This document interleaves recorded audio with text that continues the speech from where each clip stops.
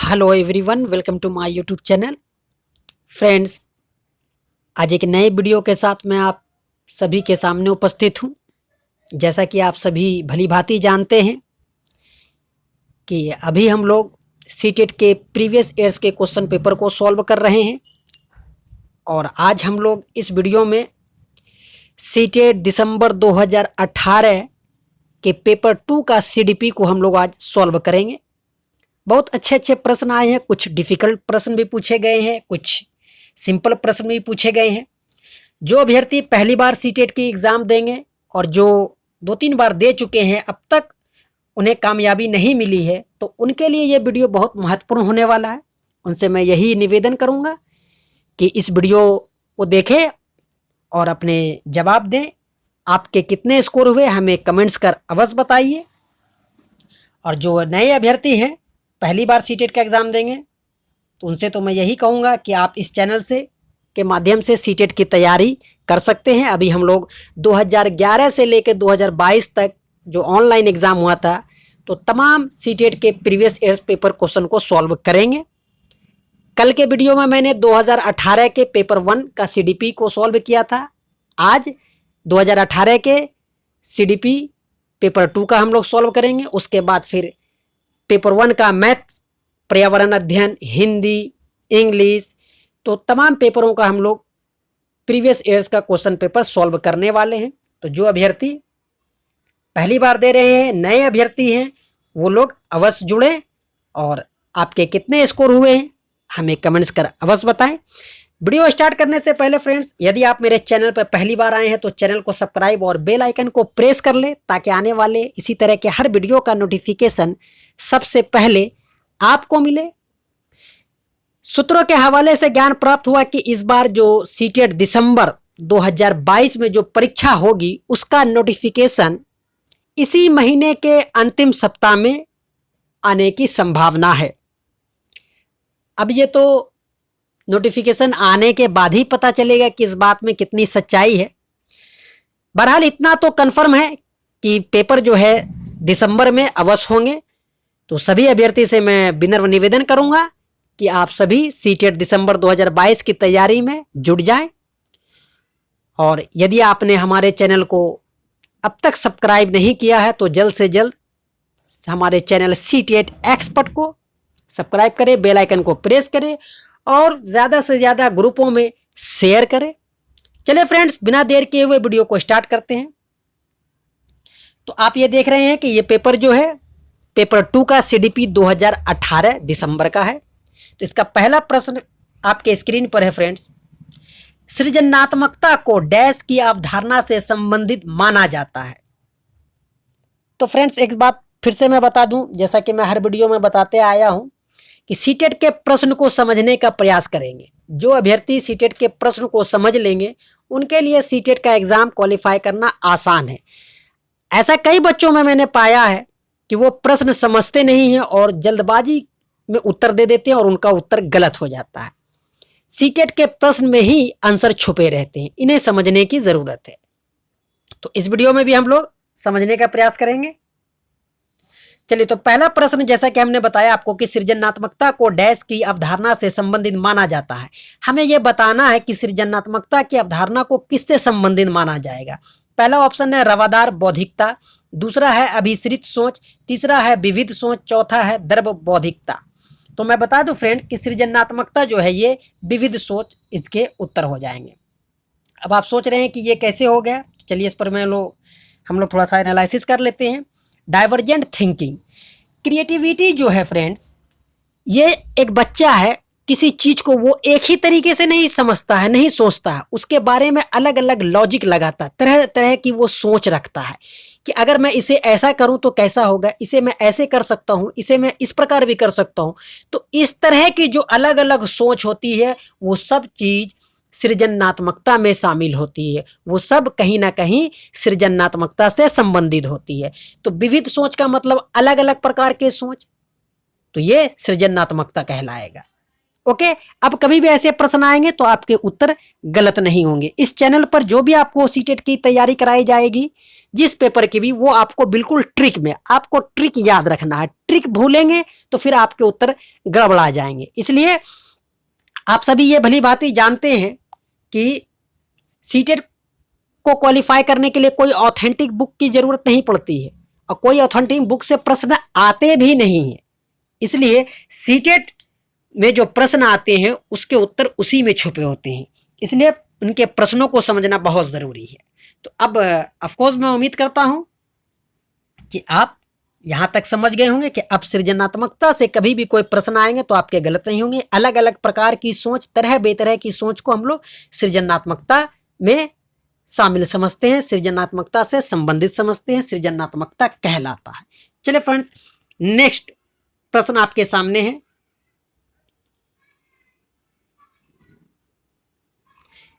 किसी भाषा के स्वीकृत ध्वनि संयोजनों को इसके डैश के नियम के अंतर्गत बताया जाता है। प्रश्न का मीनिंग हुआ फ्रेंड कि किसी भाषा के स्वीकृत ध्वनि संयोजनों को किस नियम के अंतर्गत बताया जाता है?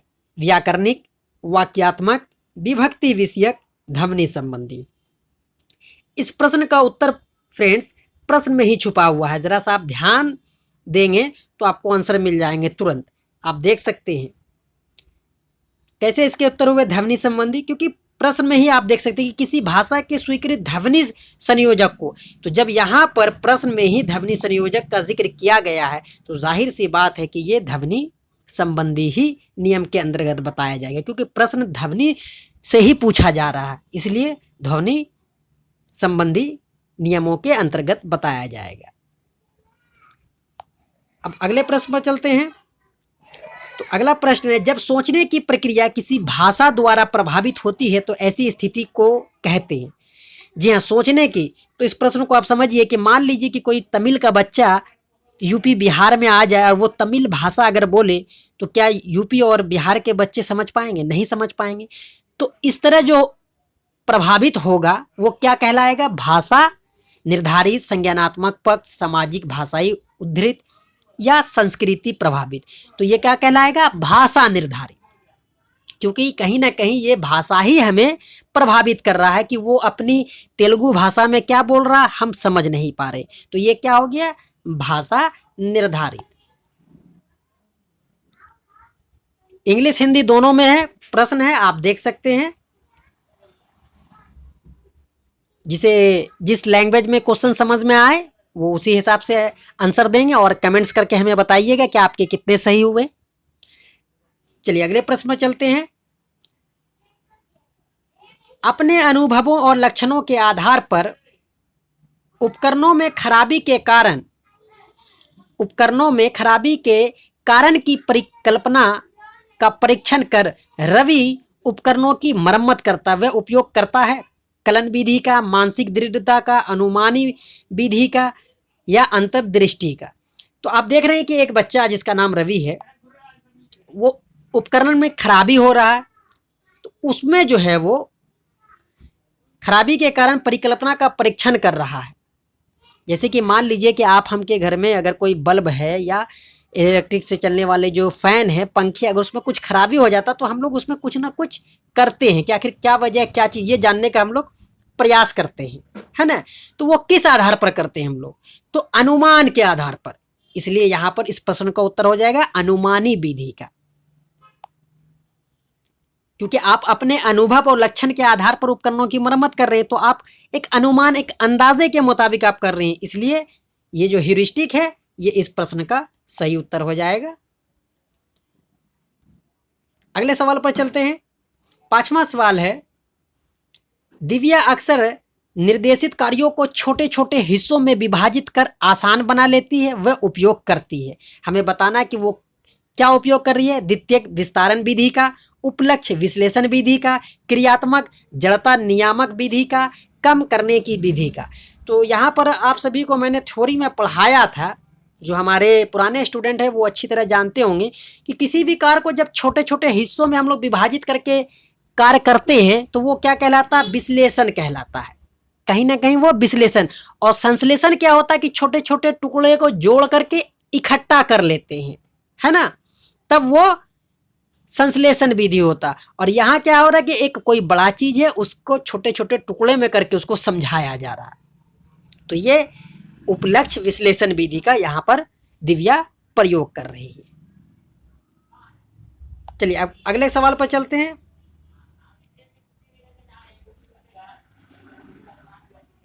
पुरुष और महिला की भूमिका का निर्धारण समाज करता है। यह कथन बताता है कि लैंगिकता एक आनुवांशिक प्रतिभा है, लैंगिकता एक अंतर्ज्ञानी अवतरण है, लैंगिकता एक सामाजिक अवतरण है, लैंगिकता एक अंतर्निहित अवतरण है। चलिए अपने अपने सभी लोग जवाब देंगे। तो यहां पर इस प्रश्न में हमें बताना है कि पुरुष और महिला की भूमिका का निर्धारण समाज करता है। तो जाहिर सी बात है कि समाज ही बताता है कि पुरुषों को क्या करना चाहिए और क्या नहीं, महिलाओं को क्या करना चाहिए और क्या नहीं, तो ये समाज बताता है। तो जाहिर सी बात है कि ये क्या हो गया, एक सामाजिक प्रणाली हो गई, सामाजिक अवतरण हो गया, है ना। तो gender as a social construct.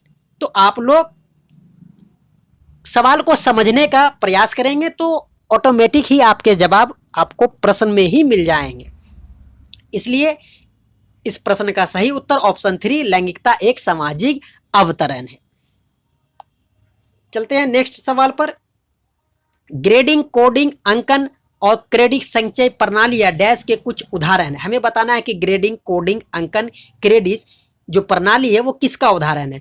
पहला ऑप्शन है कक्षा में बच्चों की स्थिति की निरूपण विधि, आलेख पत्र, रिपोर्ट कार्ड में अकादमिक प्रगति को दर्शाने, अधिगमकर्ताओं की उपलब्धि के आकलन की गणन विधि, परीक्षा के उत्तर पत्रों के मूल्यांकन की प्रक्रिया। तो आप लोग ये बात अच्छी तरह जानते हैं, जब आप टीचर ट्रेनिंग किए हैं, सीटेट की तैयारी कर रहे हैं, तो आप जानते हैं कि ग्रेड किस में दिया जाएगा, कोडिंग, अंकन, क्रेडिट, संचय प्रणाली, ये सब किसके उदाहरण हो सकते हैं।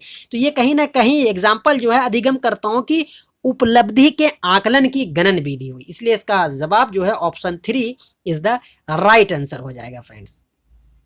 अधिगमकर्ताओं की उपलब्धि के आकलन की गणन विधि, इसे अच्छी तरह आप लोग समझ लेंगे कि ग्रेडिंग, कोडिंग, अंकन और क्रेडिट संचय प्रणाली जो है वो उपलब्धि के आकलन की गणन विधि है। अगले सवाल पर चलते हैं। 8वां सवाल है अधिगमकर्ताओं की उपलब्धि का आकलन शिक्षकों की सहायता करता है।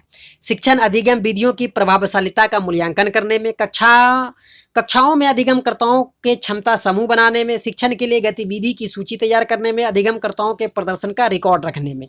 तो जी नहीं, ये सब बातें नहीं है, ये सब नेगेटिव है। पहला ऑप्शन इसका सही आंसर है।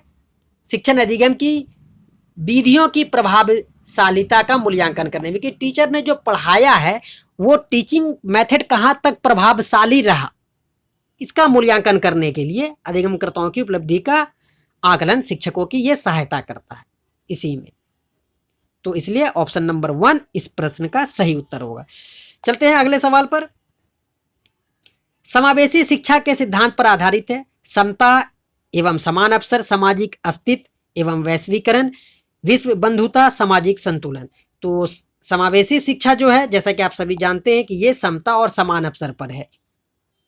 हम लोग किसी भी बच्चे को विद्यालय में आने से रोक नहीं सकते, वंचित नहीं रख सकते, उन्हें ज्ञान प्राप्त करने का समुचित अवसर देना चाहिए, ये उनका अधिकार भी है, राइट टू एजुकेशन 2009 के तहत। इसलिए इसका उत्तर जो है ऑप्शन 1 इज द राइट। चलते हैं अगले सवाल पर। दिव्यांग अधिकार अधिनियम वर्ष में लागू किया गया है। आपको बताना है कि कब किया गया। तो दिव्यांग अधिकार अधिनियम, ये बता दूं आप सभी की जानकारी के लिए कि 2016 में ये लागू किया गया है। 2016 में दिव्यांग अधिकार अधिनियम लागू किया गया है। ये बहुत इंपॉर्टेंट है। आप लोग आगामी परीक्षाओं में इस प्रश्न के उत्तर को अच्छी तरह याद रखेंगे, ये पूछे जा सकते हैं आने वाले परीक्षाओं में।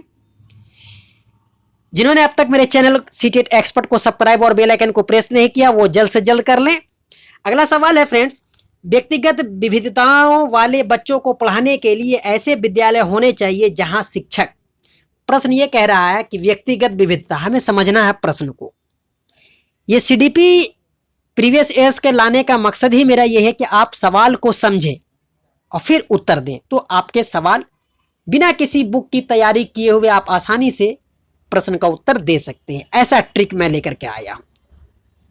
तो व्यक्तिगत का मतलब क्या होगा कि हर एक बच्चों पर ध्यान देना है ना। क्लासरूम में जितने भी बच्चे हैं सब पर पर्सनल रूप से टीचर जाएंगे, उनसे पूछेंगे, उनसे सवाल जवाब करेंगे। तो ये इसका मीनिंग हो गया कि व्यक्तिगत विविधता वाले जो बच्चे हैं सब में कुछ ना कुछ एबिलिटी रहती है बच्चों में।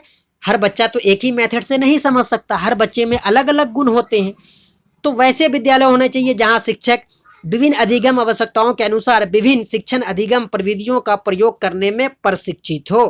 बाकी भी ऑप्शन है लेकिन ये उसके उत्तर नहीं होंगे, इसलिए मैं पढ़ना जरूरी नहीं समझूंगा। इनका राइट उत्तर जो है ऑप्शन नंबर 1 ये बिल्कुल सही है। विभिन्न अधिगम आवश्यकता के अनुसार विभिन्न शिक्षण अधिगम प्रविधियों का प्रयोग करने में प्रशिक्षित हो। जी हाँ, टीचर जो है वो पूरा ट्रेनिंग लिया हो, तो ऐसे टीचर होने चाहिए। चलते हैं नेक्स्ट सवाल पर। निःशुल्क एवं अनिवार्य बाल शिक्षा अधिकार अधिनियम 2009 दिव्यांग बच्चों की निःशुल्क शिक्षा के अधिकारों को सुनिश्चित करता है। जी हाँ, ये बहुत इंपॉर्टेंट प्रश्न है, कई बार आ भी चुके हैं, रिपीट भी हुए हैं और बहुत सारे बच्चे इसमें 99% बच्चे इसका उत्तर गलत करते हैं। तो यहाँ पर मैं बता दूं आपको कि ये जो निःशुल्क और अनिवार्य बाल शिक्षा अधिकार अधिनियम 2009 प्रश्न में ट्विस्ट है, ट्रिक है, थोड़ा सा ध्यान से समझना कि दिव्यांग बच्चों के लिए बारे में पूछा जा रहा है, समान बच्चों के बारे में नहीं। यदि समान बच्चों के बारे में पूछा जाता तब इसका उत्तर जो है 6 से 14 वर्ष होता, लेकिन यहाँ पर दिव्यांग बच्चों के लिए पूछा गया है, इसके लिए इसका उत्तर 6 से 18 वर्ष हो जाएगा। क्लियर? तो इस प्रश्न का उत्तर ऑप्शन 4 6 से 18 वर्ष के लिए। दिव्यांग बच्चों के लिए जो निःशुल्क शिक्षा अधिकार जो सुनिश्चित किया गया वो 6 साल से लेकर के 18 साल तक के बच्चों के लिए किया गया। और वहीं अगर सामान्य बच्चे होते तो वे फिर 6 से 14 वर्ष में आ जाते। ओके, चलिए अगले सवाल पर आगे बढ़ते हैं। विविध अधिगमकर्ताओं के लिए सुगम स्वरूप में शिक्षण अधिगम सामग्री प्रदान करने का तात्पर्य डैश से है। आपको यह बताना है कि विभिन्न अधिगमकर्ताओं के लिए, यानी जो भी बच्चे हैं सीखने वाले, उनके लिए शिक्षण अधिगम सामग्री प्रदान करने का तात्पर्य किन से है, आपको यह बताना है। तो यहां पर मैं बता दूं कि ऑप्शन नंबर 3 इसका राइट आंसर है, अधिगम की सार्वभौमिक संरचना। जी हाँ फ्रेंड्स, इसका उत्तर अधिगम की सार्वभौमिक संरचना, यूनिवर्सल डिजाइन ऑफ लर्निंग, ताकि सभी बच्चों के लिए यह चीज प्रदान किया गया है। चलिए अगला सवाल देखते हैं। 14 नंबर, स्व जागरूकता एवं संज्ञानात्मक क्षमताओं का नियंत्रण जैसे योजना बनाना, समीक्षा करना और संशोधन करना इत्यादि डैश में अंतर्निहित है। हमें यह बताना है कि योजना यानी जो हम प्लान बनाते हैं, समीक्षा संशोधन करते हैं, वो किसके अंतर्निहित है, संज्ञान बोध, संज्ञान समायोजन या केंद्रीकरण। तो ये संज्ञान बोध में है, ये संज्ञान बोध में आएगा, क्योंकि जब आपके कुछ संज्ञान बोध में रहता है तो आपके संज्ञान में जब रहता है, आप समझते बूझते हैं, तभी आप कोई भी कार्य करने का योजना बनाते हैं, उसकी समीक्षा करते हैं, उसमें कुछ संशोधन करते हैं, तो ये संज्ञान बोध में आ जाएगा।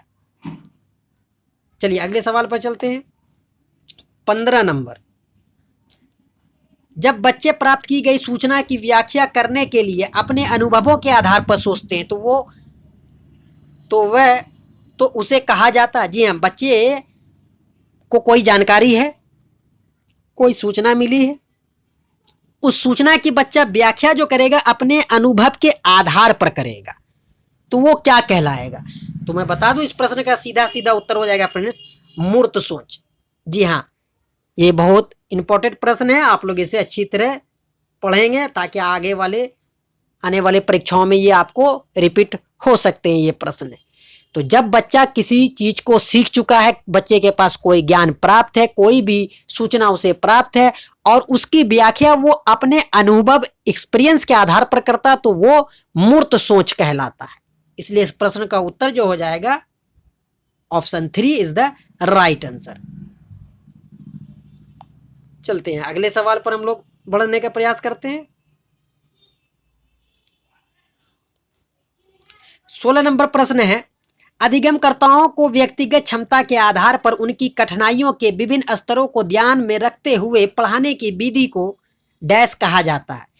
यानी इस प्रश्न का मीनिंग हो गया कि क्लासरूम में तो विभिन्न प्रकार के बच्चे होते हैं, विभिन्न बुद्धि वाले बच्चे होते हैं, सबकी एबिलिटी भी अलग अलग होती है। तो उनके इस कठिनाइयों के आधार पर जो हम बच्चों को पढ़ाएंगे तो कौन सी विधि से पढ़ाएंगे, उस विधि को क्या कहेंगे। तो पहला ऑप्शन है चयनित अनुदेशन, सटीक शिक्षण, त्रुटिहीन अनुदेशन, विभेदी अनुदेशन। तो इसका उत्तर हो जाएगा फ्रेंड्स विभेदी अनुदेशन, क्योंकि जब बच्चे में विभेद है, सभी बच्चे तो एक जैसे होते नहीं है, इसलिए डिफरेंटेड इंस्ट्रक्शन होना बहुत जरूरी है कि हर बच्चे एक ही मेथड से नहीं समझेंगे, इसलिए विभिन्न मेथड का टीचर को प्रयोग करना पड़ेगा। इसलिए इस प्रश्न का उत्तर डिफरेंटेड इंस्ट्रक्शन हो जाएगा। Option 4 is the right answer. चलते हैं अगले सवाल पर। 17 नंबर, प्रतिपालन अधिगम का एक विशिष्ट चरण है जो अधिगम के डैश चरण का पूर्ववर्ती है। यानी मेंटेनेंस जो है वो लर्निंग का एक विशिष्ट हिस्सा है, चरण है जो अधिगम से पहले होता है। इस में से कौन सा ऑप्शन होगा? अभिप्रेरणा, आत्मनिर्भरता, सामान्यीकरण, अधिग्रहण। तो हमें ये बताना है। जल्दी से अपने जवाब हमें दीजिए, फटाफट दीजिए आप सभी लोग। देखते हैं कि इस प्रश्न का आप लोग उत्तर दे सकते हैं कि नहीं। कुछ देर मैं रहने देता हूं स्क्रीन पर ताकि आप लोग अच्छे से इस प्रश्न का उत्तर दें।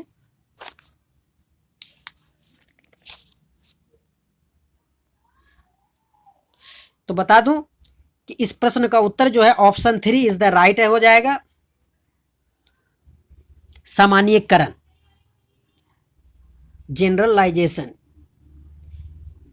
मेंटेनेंस जो है वो अधिगम का एक विशिष्ट चरण है, लेकिन ये जो है अधिगम के चरण का पूर्ववर्ती है। जी हाँ, सामान्यीकरण जो है, जनरलाइजेशन जो है, उससे ये पहले का है, यानी मेंटेनेंस। इसलिए इस प्रश्न का सही उत्तर हो जाएगा ऑप्शन 3, सामान्यीकरण, जनरलाइजेशन। चलते हैं अगले प्रश्न पर। जनजोग का मानना है कि संज्ञान और भाव होते हैं स्वतंत्र, अंतर संबंधित, एकीकृत, अन्योन्याश्रित। अन्योन्याश्रित यानी आपको बताना है कि इंडिपेंडेंट, इंटररिलेटेड, इंटीग्रेटेड, इंटरडिपेंडेंट, ये आपको बताने हैं।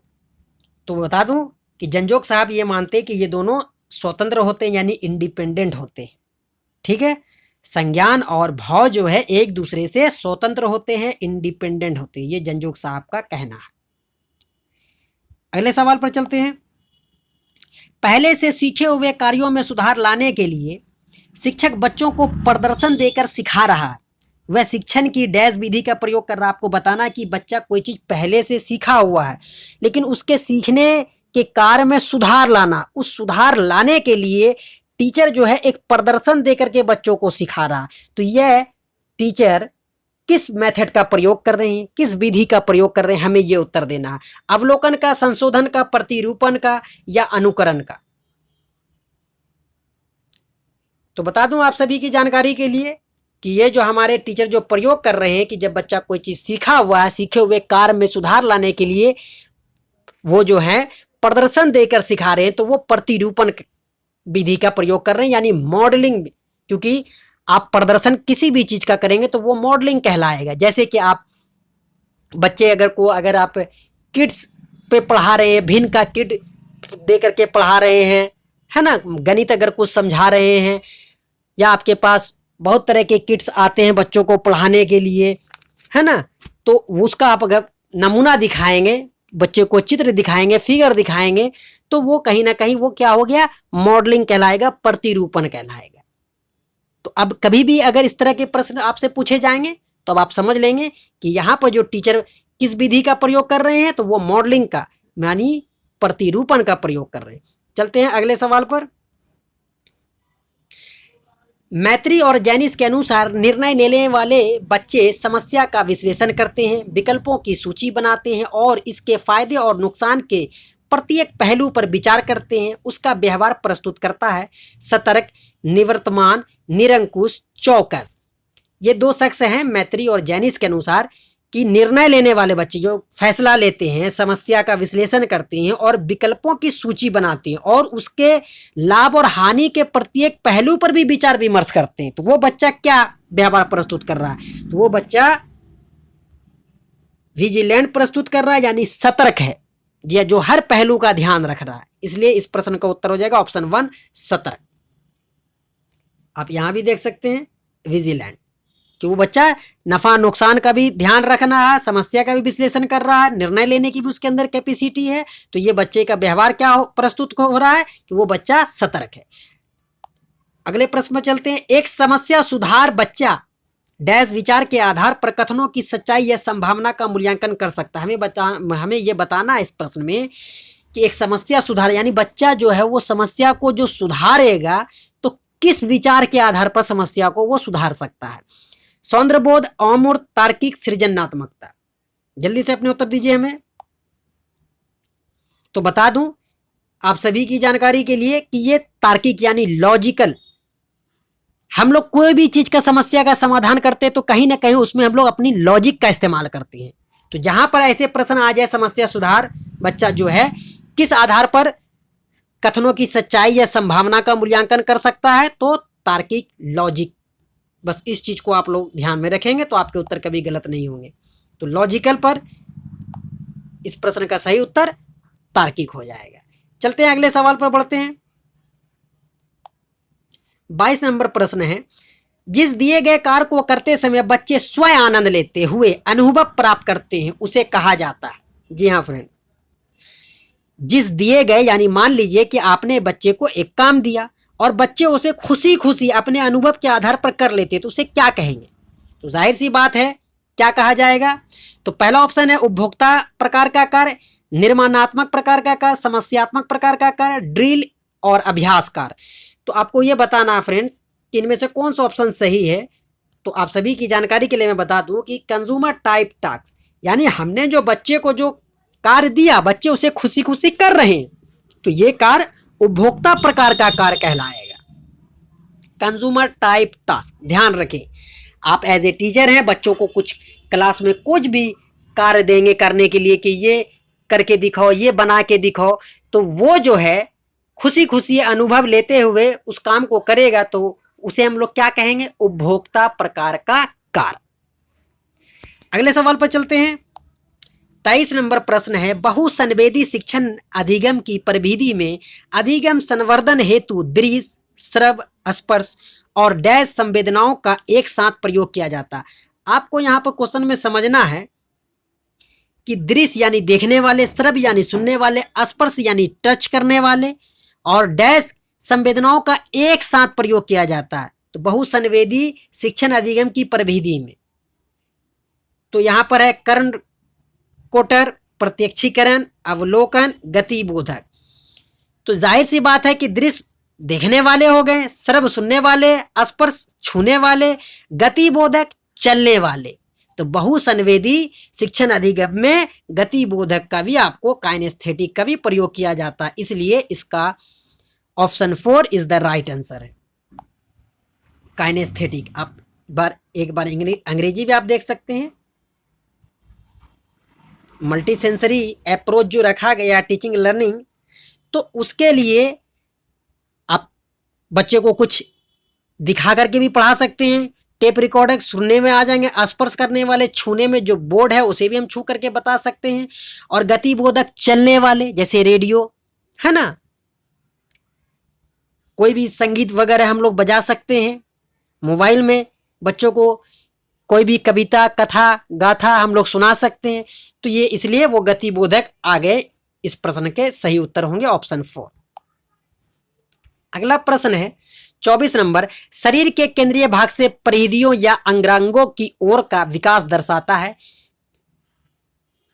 तो विकेंद्रित विकास के सिद्धांत, मध्यवाह विकास के सिद्धांत, सोपानीय विकास के सिद्धांतों को और विकर्णीय विकास के सिद्धांतों को।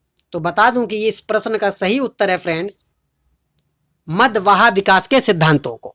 ये बहुत इंपॉर्टेंट प्रश्न है, आप लोग इसे अच्छी तरह नोट कर लें, ये कभी भी रिपीट हो सकता है।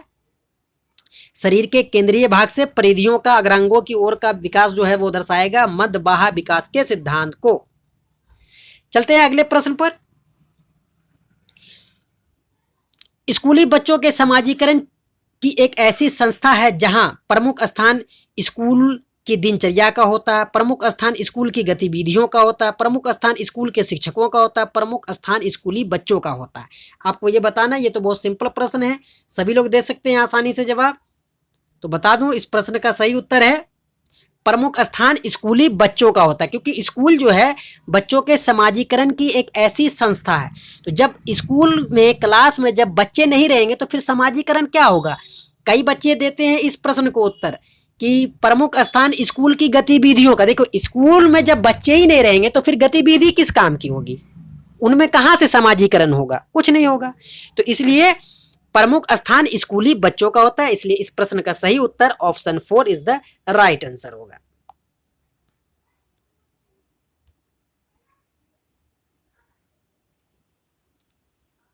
अगला प्रश्न है 26 नंबर।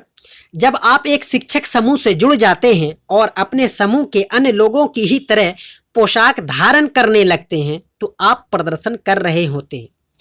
आपको बताना है, जैसे कि अभी आप टीचर की तैयारी कर रहे हैं, आप अभी टीचर नहीं बने हैं, लेकिन जब आप एक शिक्षक समूह से जुड़ जाएंगे और समूह के अन्य लोगों की तरह ही पोशाक धारण करने लगेंगे तो आप क्या प्रदर्शन कर रहे होते हैं, आपको ये बताना है। समूह आज्ञाकारिता, समूह निर्देशन अनुपालन का, समूह की अनुरूपता का, समूह की पहचान का। तो आप यहां पर कॉन्फॉर्मिटी का प्रदर्शन कर रहे हैं, यानी कि समूह की अनुरूपता का। इस प्रश्न का सही उत्तर ऑप्शन 3 कन्फॉर्मिटी। जब आप शिक्षक समूह से जुड़ जाएंगे और समूह के अन्य लोगों की तरह पोशाक धारण करेंगे तो आप कहीं ना कहीं ये प्रदर्शित कर रहे हैं कन्फॉर्मिटी, यानी समूह की अनुरूपता का। चलते हैं अगले प्रश्न पर। किसी वस्तु के अस्थायित्व की अवधारणा पियाजे के विकास के डैश चरण में प्राप्त होती है। आपको ये बताना कि पियाजे साहब जो है, जीन पियाजे, उन्होंने 4 सिद्धांत जो इस तरह से दिए हैं, तो हर बार एक प्रश्न उनमें से पेपर में पूछे जाते हैं कोई ना कोई एक अवस्था से। तो ये जो वस्तु अस्थायित्व है कि बच्चा वस्तु को कब पहचानने लगता है, किस अवस्था में, तो आपको वो बताना है। तो पूर्व परिचालन, मूर्त परिचालन, औपचारिक या संवेदी गामक में। तो बता दूं, ये सेंसरी मोटर में पाया जाता है, संवेदी गामक, या इसका एक और नाम है इंद्रजनित गामक। जैसे कि एक बच्चा अगर वो बैठा है तो 0 से 2 साल के बच्चे को अगर हम लोग चादर के नीचे अगर एक पेन, कलम, बुक को छिपा देंगे तो बच्चा उस चादर को हटा करके पेन और कलम को वापस निकाल सकता है। तो छुपाने से वस्तु का स्थायित्व समाप्त नहीं होता है, बच्चे को ये बात मालूम रहती है। 0 से 2 वर्ष की यह अवस्था आती है संवेदी गामक, यानी इंद्रजनित गामक अवस्था। इसलिए इस प्रश्न का सही उत्तर option 4 sensory motor is the right answer. चलते हैं अगले प्रश्न पर। व्यक्तिगत शिक्षा कार्यक्रम की योजना डैश के संदर्भ में बनाई जाती है। बाल केंद्रीय शिक्षा कार्यक्रम, मुक्त विद्यालयी शिक्षा कार्यक्रम, ई अधिगम शिक्षा कार्यक्रम, विशेष शिक्षा कार्यक्रम। व्यक्तिगत का मतलब आप सब अच्छी तरह जानते हैं कि पर्सनल रूप से हमें एज ए टीचर सभी बच्चों पर ध्यान देना है, सभी बच्चों को लेकर के चलना है। बच्चों को कहाँ में कुछ समझने में कठिनाई आ रही है, क्या तकलीफ है, क्या समस्या है, तो पर्सनल रूप से हर बच्चे पर टीचर को अब ध्यान देना। तो ये जो मेथड पूछा गया है कि व्यक्तिगत शिक्षा कार्यक्रम की योजना डैश के संदर्भ में बनाई जाती, तो ये कब होगा, जब बाल केंद्रीय शिक्षक कार्यक्रम करेंगे। तो ये जो है, जब बाल केंद्रीय शिक्षा कार्यक्रम चालू किया गया था तभी ये बातें वहां पर स्पष्ट रूप से दर्शा दी गई है कि व्यक्तिगत शिक्षक कार्यक्रम की योजना जो है बाल केंद्रीय शिक्षक कार्यक्रम के अंतर्गत आएगी। तो अब जो भी टीचर हैं वो ऐसा नहीं कि जो बच्चे तेज हैं क्लासरूम में बस उसी को पढ़ा दिए और बाकी बच्चे को छोड़ दिए, नहीं, आपको हर बच्चे को लेकर के चलना है और हर बच्चे पर आपको विशेष रूप से ध्यान देना है। व्यक्तिगत रूप उसी से बोलते हैं या उसी को बोलते हैं, यानी कि पर्सनल रूप से आप जो बच्चे नहीं समझ पा रहे हैं, उसे कुछ कठिनाई है, कुछ समस्या है, तो हर बच्चे पर आपको ध्यान देना है, इसी को कहते हैं व्यक्तिगत शिक्षण कार्यक्रम। चलते हैं अगले प्रश्न पर। 29 नंबर। डैश महीने की आयु के बीच अधिकांश बच्चे शब्दों को मिलाकर छोटे छोटे वाक्यों में बोलना शुरू कर देते हैं। 18 से 24, 24 से 30, 30 से 36, 12 से 18। आपको ये बताना है कि किस उम्र में बच्चे जो है अधिकांश बच्चे जो हैं शब्दों को मिलाकर छोटे छोटे वाक्यों में बोलना शुरू कर देते हैं। इस प्रश्न का उत्तर तो आप सभी दे सकते हैं, मैंने कई बार कराया है। चलिए मैं कुछ समय देता हूं आप लोगों को देने के लिए, उत्तर दीजिए।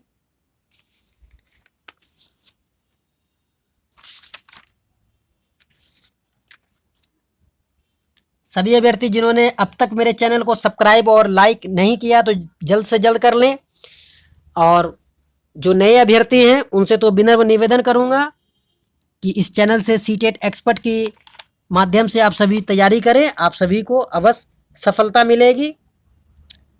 हजारों बच्चों ने, लाखों बच्चों ने फायदा उठाया है, आप भी उठा सकते हैं इस चैनल के माध्यम से।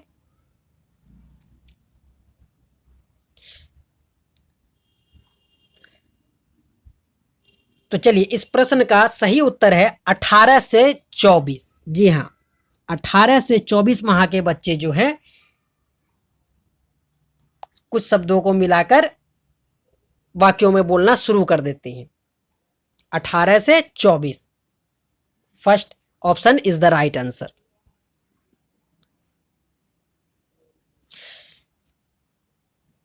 चलते हैं आखिरी प्रश्न पर, बहुत महत्वपूर्ण है।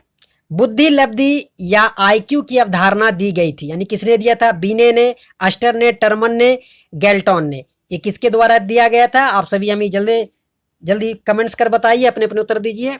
और जो भी बच्चे हैं, अभ्यर्थी हैं जो पहली बार सीटेट के एग्जाम में बैठेंगे, मैं बार बार कह रहा हूं कि इस चैनल को सब्सक्राइब और बेल आइकन को प्रेस कर ले, और इस चैनल के माध्यम से आप सीटेट की आगामी परीक्षाओं की तैयारी कीजिए। अभी फिलहाल हम लोग सीटेट के प्रीवियस ईयर्स क्वेश्चन पेपर को सॉल्व कर रहे हैं। कल मैंने पेपर 1 के सीडीपी 2018 का हम लोग एनालिसिस किया था, और आज हम लोग 2018 दिसंबर के पेपर 2 के सीडीपी को एनालिसिस कर रहे हैं, और इसके बाद कल हम लोग पेपर 1 मैथमेटिक्स का हम लोग एनालिसिस करेंगे। और जैसे ही सीटेट का नोटिफिकेशन जारी हो जाता है तो हम लोग फिर नए सिरे से सीटेट की तैयारी करेंगे। और उस पर मैं आप सभी को बता दूं कि रात के 8 बजे मैं लाइव आऊँगा, सभी साथी लाइव में जुड़ेंगे। वीडियो के डिस्क्रिप्शन में टेलीग्राम का भी लिंक दिया हुआ, आप हमारे टेलीग्राम चैनल को भी ज्वाइन कर सकते हैं। रोजाना 8 बजे मैं लाइव आऊँगा और हम लोग सीटेट की संपूर्ण तैयारी करेंगे। तो इस प्रश्न का उत्तर है फ्रेंड अस्टर ने। जी हाँ, सबसे पहले जो है ना बुद्धि लब्धि आईक्यू की जो अवधारणा जो है, सुझाव जो है अस्टर ने ही दिया था। तो अस्टर इस प्रश्न का सही उत्तर हो जाएगा। तो ये थे 2018 के मोस्ट इंपॉर्टेंट प्रश्न जो पूछे गए थे। आप सभी के कितने स्कोर हुए आप सभी हमें कमेंट्स कर अवश्य बताएंगे, और किसी को यदि कोई भी डाउट्स हो तो आप हमें कमेंट्स करें, मैं आपके कमेंट्स का रिप्लाई अवश्य दूंगा। ऑफ कोर्स ये फ्रेंड्स, ये वीडियो आपको अच्छा लगा होगा तो वीडियो को लाइक करते हुए ज़्यादा से ज़्यादा शेयर कीजिए। मिलते हैं फ्रेंड्स नेक्स्ट वीडियो में। इस वीडियो को देखने के लिए आप सभी का तहे दिल से धन्यवाद।